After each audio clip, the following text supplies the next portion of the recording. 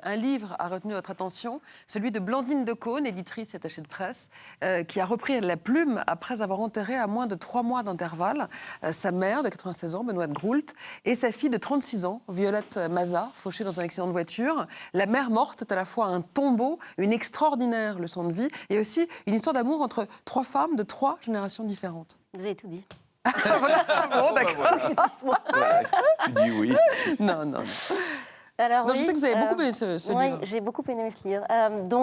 Blandine de Caunes étant la fille de Benoît de Groult, qui avait raconté, elle commence à raconter dans ce livre l'accompagnement de sa mère vers la mort, puisqu'elle est atteinte d'Alzheimer. Et donc, avec sa sœur Lison, elles entreprennent d'abord de l'assister, et puis d'y aller plus franco, c'est-à-dire que finalement, elles vont vraiment organiser l'euthanasie de cette femme. Sachant que c'était une grande icône féministe qui avait toujours dit à ses filles... Exactement, féministe, activiste, et qui avait toujours refusé de la dégénérescence qui l'attendait potentiellement. Et donc, elles ont eu le sentiment de rendre un acte d'amour vis-à-vis de leur mère. Donc, donc, il y a toute une partie du livre qui est l'accompagnante de cette femme. Et puis là, elle raconte... En fait, il y a très bien dans ce livre de Blandine, c'est qu'elle raconte avec énormément de simplicité quelque chose de difficile, qui est l'accompagnement de sa mère, de son père, peu importe, qu'on a connu étant ce qu'ils étaient, si vous voulez. Et en plus, Benoît de Groult était particulièrement vivante et libre.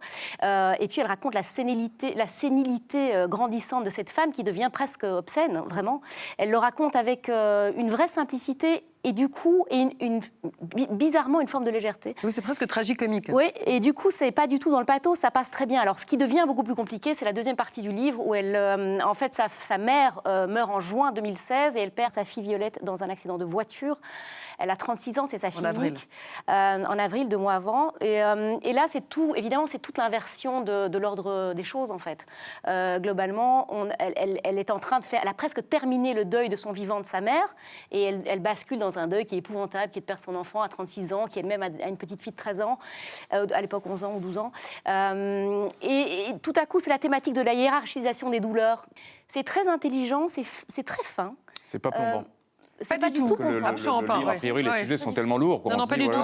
C'est poignant. Elle a cette force de l'humour qui lui permet de passer à travers. Moi, j'ai refermé ce livre.